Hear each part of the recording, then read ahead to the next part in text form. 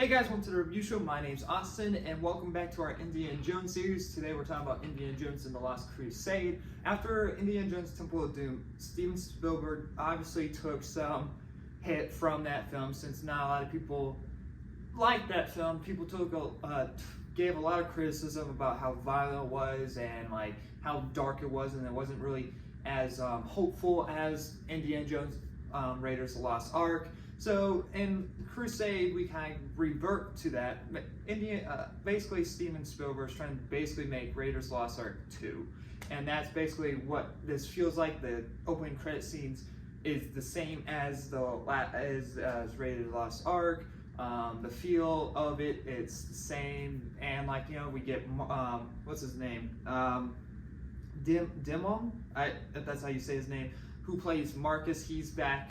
He returns to the franchise and actually has more of a involvement in this film. It's kind of funny that the one that's like the eyeball, the one that stands out the most is Temple of Doom. Like that one's like completely just like you can see after Temple of Doom they try to make everything feel the same of the films, and that is the one that just doesn't stand out. Well, that doesn't like mesh well with the other ones.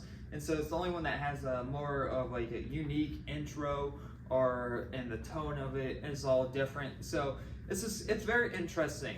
And so the thing is, this one's the more lighthearted, even more than lighthearted than Raiders of the Lost Ark. But Raiders of the Lost Ark has some gruesome death in those one, and it's not like there's no gruesome death in this one either. But there's pretty messed up stuff.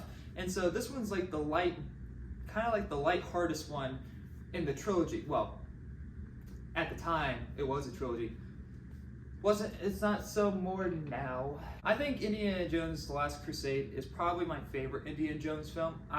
This is the one that I would go to and watch. The opening scene is probably one of my favorite opening scenes. We start out with a young Indiana Jones who is played by River Phoenix, who does a great impression of Indiana Jones, who actually worked on a film before this with Harrison Ford, and Harrison Ford recommended him to play a younger version of him, and so they kind of like created this great bond that he made this great impression of Indiana Jones, and so which is great. And the thing is, at the start of this film, you don't even think that this random kid is Indiana Jones. You think it's this random guy that's in the cave searching for this cross thing.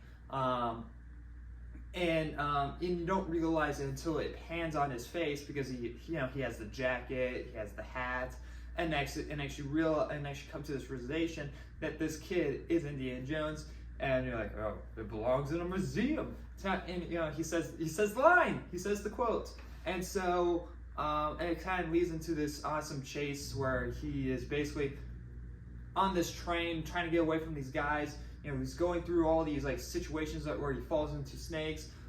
Basically, like this is where sort of the fear of snakes came to be from. Everything, and it's just great because I freaking love this. I love this opening. This is one of the greatest openings, and we kind of even get a solution to how Indiana Jones got a scar, mostly because it's an actual scar that's on Harrison Ford's face that he got in a car accident. So it's just kind of nice that they explained it and made it part of a Indiana Jones history. Like this, like, oh no, you know what? This is how he got his scar. It's from this whip that he was trying to basically fight off this lion and such.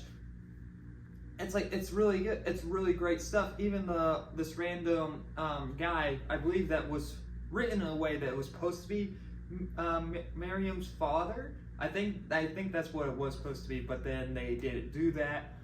He kind of gets like some of a likening to this kid, which is awesome. Like this is such great stuff. Next we cut to 1938, which is 2 years after Raiders Lost Ark, and it's another.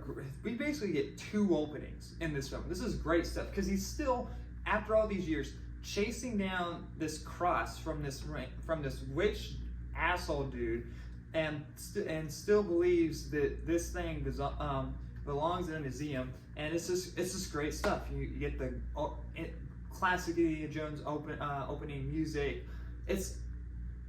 I really like this movie. One thing that The Last Crusade does is really show the grounded reality of Indiana Jones. It shows how hard it is to be a teacher and also to go out and explore and basically find these lost artifacts. And so, because we cut to him back at the school, like in Raiders of the Lost Ark, and like stuff is just like piling up. He can't, grade papers because he's always gone and all of that, and people are like basically raiding his classroom. Indiana Jones is approached by Walter, who is played by Julian Glover, who isn't revealed yet at this moment that he is the villain of the film. That he needs help to find the Holy Grail, and like he had a guy, but then that guy was lost, and it comes to the realization that the guy that they originally hired was Sean Connery, that is Indiana Jones' dad, Henry, and basically it's more of it than Indiana Jones trying to go find this thing, which is basically like the same thing in Raiders of the Lost Ark, which is kind of like, if you look at it, it's like, well, it's just the same movie then. But if the story wasn't so good, I can't really complain about it. So it's like, the story for this movie is really good, and at that point it's like, I don't care if it's practically the same movie. I mean, you can have the same idea of a movie, but the way that you do it is what makes it feel and stands out differently than the other films. Like in the first one, it's about love. It's about basically like trying to deal with giving up his the way to describe, giving up his ego in some form and trying to let things go practically. So Indiana Jones goes onto this adventure trying to basically pick up the pieces where his dad left off, but also trying to find where his dad is, and hoping that he's still alive. So we come across Elsa, that is played by Allison, who isn't, again, at this time, revealed to be a villain. And so, which you can, if you really look at her performance, if you look at Allison's performance, you can get a sense of, like, there's something off about this character. Like, there's one lingering shot on her character. She gives like this one face, but if you like watch her from the background, you can see like she's a little bit off. Like she is like observing Indiana Jones, like she is observing what he is doing practically, and making sure that he's an eye on him basically. It's probably one of the greatest, one of my favorite scenes in the film, and it's like, they come to this realization. It has to do with like the numbers, the window, and next they figure out like X marks the spot, which they make a joke later on in the film, and it's like, oh, the X marks the spot doesn't actually mean anything in actual theology, whatever the word is, and next they make fun of it later on because it's like, oh yeah, well, X marks the spot. And it's just also great when Indiana Jones is like basically trying to break through the floor, and like the guy, he's basically the librarian, right? And he's stamping like the books, and it's just like he thinks like he's like going insane or something, and he's like stamping it so hard, but it's just because Indiana Jones is just going at it on this floor, and every time that he stamps, it's like their timing is like perfect. It's funny. It's really great stuff, and it leads into this sewer situation, and you just see the look on Indiana Jones' face is that this is like this is how this is what he likes to do. Like you know that this is him being him basically, and it's just great stuff. And so, what was it this time in this film? So, Raiders of the Lost Ark, it was snakes. The previous film, Temple of Doom, was bugs. What do we got this film? We got fucking rats. Jesus, which is actual rats that they bred for this film. That is That is pretty disgusting. After this whole entire situation of like being like this boat chase scene, which was pretty cool, Indiana Jones comes to this realization that he is being basically followed by somebody, and one of the things that Elsa does basically to get trust with Indiana Jones, because she is, you know, she's not a good guy, she's a bad person.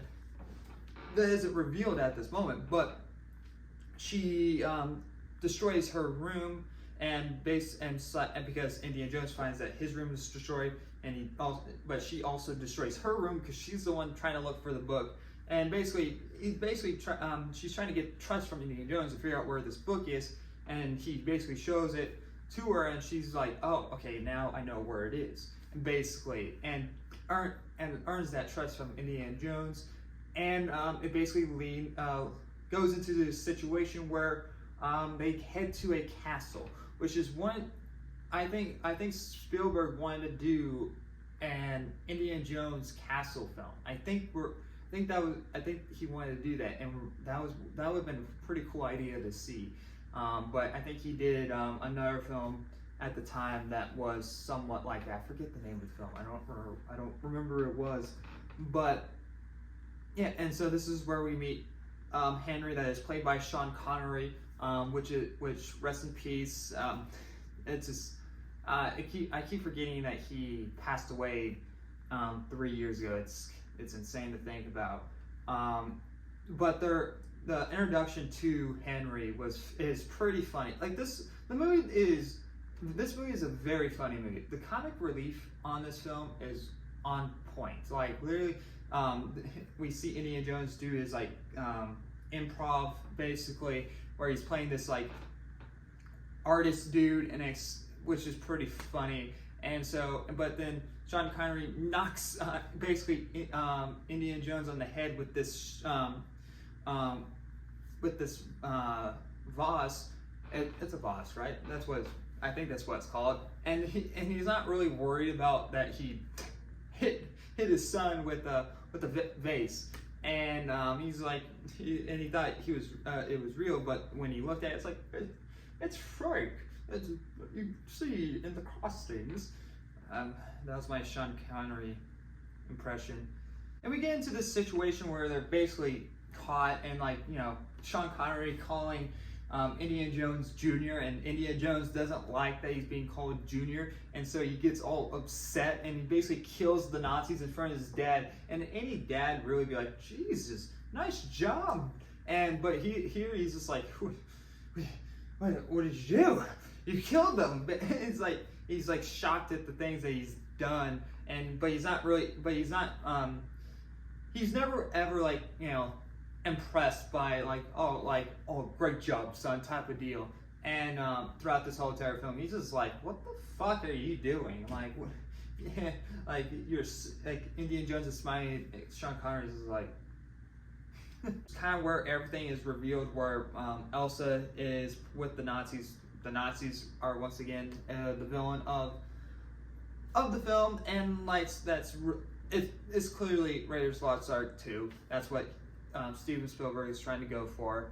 And so, and where Walter is revealed as part of the villain, and like basically set up to be like, he set up Indiana Jones and like all that. And Sean Connery's like, and Indiana Jones is like, how did you know that she was a Nazi? Like, she talks in her sleep. It's like it's great stuff. Like this, I fucking love it. This film is just really great. Like you see the chemistry between every single character. You see the performance that each character gives, and like this film really humanizes every single character. Even Elsa kind of gets like a humanized type of moment where you see her after Indiana Jones and Sean Connery break out of this castle, and this whole entire chase scene happens, which was a pretty cool chase scene. Sean Connery didn't give a shit what Indiana Jones did. He's just like, whatever. And but so then they have to go to Berlin for the book and all of that. And you kind of see that she's upset about something. And I think, and it was supposed to be like she felt was sad about basically portraying Indiana Jones. You can see the anger on Harrison Ford's face when he's giving off this performance. Basically, he would kill Elsa if she gave him the chance. Like, he would literally choke her to death. But he doesn't, and so he takes the book and he bumps into Hitler. Hitler makes an appearance in this film, and this film basically says that Hitler is so up his head is so up his own ass, is that he doesn't come to the realization that that the book that he was looking for was in his own hands, and he's just like, nah, it's just some guy that wants art. All right, here you go. We head to this air blimp scene, basically, and it leads us to this whole entire situation where Indiana Jones is basically like, he throws it onto this guy who's basically acting like one of the guys checking tickets, and one of the Nazis, like the main Nazi villain, comes up and he's like knocks him out, and it makes this whole entire big scene, throws him out of the air balloon window, and he's like, no, ticket. That leads into a freaking plane chase scene, and Sean Connery basically trying to shoot these guys out of the air, and it's like he accidentally shoots off like the tail wing, and he's like, sorry son, they got us. Indiana Jones seeing this side of his dad that he's never seen before, and he's like, gosh, where was this guy for like my whole entire life, when he's trying to scare off the birds. And it's like, it's really great, and it leads into a chase scene. There's so many freaking chase scenes in this freaking movie. The first one had cars. Temple of Doom had carts. We have freaking boats, planes, and now a tank chase. Like, holy shit! Like, fucking, like, and this is one of the best chase scenes. Like, and even the motorcycle chase scene as well. So it's like 4 different chase scenes in this freaking movie, and this is like such a grounded fight. Like you can tell that it's Harrison Ford doing his own stunts, and like basically being thrown all over the place, hanging off a gun, getting dirt thrown in his face, and so it's just, and the comic relief as well with Sean Connery and Marcus in the film, basically and doing their like secret handshake, is really great stuff. And you also get an emotional scene as well in it, where you basically think that Indiana Jones is gonna die, and you go off the freaking cliff, and actually you see Sean Connery's face where he's looking at, thinking that he's looking at the wreckage of his own son's death, practically. And when Indiana Jones walks up to the side of him, he has this huge relief emotion, and basically just hugs him, and he just doesn't want to let go of that hug. Like, he's just so thankful that he didn't go off that cliff. And it's just, the performance from both of these actors are so good. It's just so well done. And the third act, this is the most emotional part of the whole entire film. I think this is like one of the best third acts. I mean, yeah, Indiana Jones, Raiders of the Lost Ark's third act was pretty good, but you know, he was mostly tied up for the whole entire thing. And Temple of Doom had the bridge, the cliffs part, and like, you know, the Connor thing and all that. But this one actually has some real stakes, because those ones were just mostly just for the action. Well, Temple of Doom was. And here it's like Sean Connery gets shot, and Indiana Jones is like, oh fuck. And like he has to now do these things because the Nazis want him to do it, and he has to basically go do this to save his own dad's life. And it's so well done. And he's basically taking a leap of faith and like going off the research that his dad did, and just like hoping that everything is right. And first of all, the first trial that he goes through, you would expect that one to be like the last one, because the ones after that weren't that weren't that pretty hard. Like, you know, spell out the name God, or like, you know, if you look here, look there. It's like, oh, it's just an illusion type of deal. You know, here you could lose your freaking head, or, you know, lose your genitals after that if you know, survive that part. We come upon where basically Indiana Jones has to pick a cup, and he has to hope that it is the right cup, because if he doesn't, he basically dies, because Walter sees the cup, he's like, I choose this one, and he's like, he drinks it, and he's like, and the Grail Knight's all there, and he's like, you chose poorly, and of course Indiana Jones picks the right cup, but he's also smart about it, because he also knows out of all the cups that are there, he sees the one that looks the most oldest, and that doesn't look the most shiny or the most fancy one, and he's like, it's this one.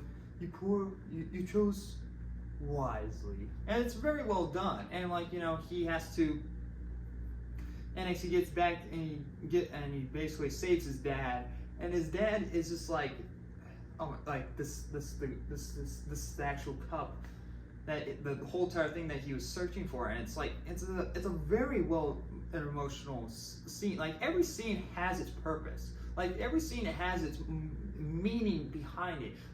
Even like the scenes that come after this, where Allison takes the cup, and she's like, and she takes it past the line where like it is that isn't the cross line, basically, is the way to say it, and everything starts collapsing around it. The temple starts collapsing, and she basically falls into this basically hole where Indiana Jones catches her on time before she falls basically to her death. But she also tries to reach for the cup, and for that, trying to not only save her own life, but also like more into trying to go for the money side of things, and greed wise, she falls to her death. And next, Indiana Jones is practically in the same situation that Allison was, or Elsa was in, and he basically was about to make the same decision as her, which would have led to the fate of his own death. But then Sean Connery calls him by his name, Indy, and instead of calling him Junior, because that's the name that Indiana Jones prefers, and he just kind of comes to this realization that it doesn't really matter. The Grail doesn't matter. The ones around you, then the actual object matters. Like, the people around you matter more than this random cup. And it's just like, it's a really great thing. And like, you know, Sean Connery sees the Grail Knight. It's kind of like, you know, this like cool thing that for him, like this whole entire thing that he's been searching for his whole entire life, and it's just like he sees the thing that he was searching for right there. And it's a very well ended ending type of movie as well. Like, it ends the trilogy in a perfect way, and I'm going to keep calling it a trilogy until Dials of Destiny comes out. And if that one's really good, then I'll call it a trilogy. We won't talk about Crystal Skull. But yeah, this is definitely one of my favorite out of the trilogy. I'm calling it a trilogy. I'm not joking. I'm going to call this a trilogy. And I really like this film. I'm going to give Indiana Jones: The Last Crusade an A+. I really love this film. Like, I can't talk more about it. I mean, I gave deep talks in each of the Indiana Jones films. They're all great films. But if I was like, you know what? If I had to choose which one to watch, I would pick The Last Crusade, because it has the emotional weight, it has the fun, it has the funny bits, and it also has some dark bits in it. Like, the freaking William's death in this film is pretty gruesome. It's not as gruesome as Temple of Doom or Raiders of the Lost Ark. Raiders of the Lost Ark is fucking dark, but here the fucking special effects, I think it's actual practical effect. I think it's actually practical effects, if I have to remember. But like his death is also pretty haunting. But yeah, I really love this film. We have one more to go. It's Crystal Skull, and after that it'll be Dials of Destiny. But so far, thank you guys very much for being part of this journey. It's been struggle trying to keep up with these reviews. I'm trying to do the Fast and the Furious ones as well, I need to find the time to do those. That's the problem. But yeah, I'm really enjoying these. So hopefully you guys enjoyed the review. Thank you guys very much for watching. And like always, I'll see you guys next review. Bye guys.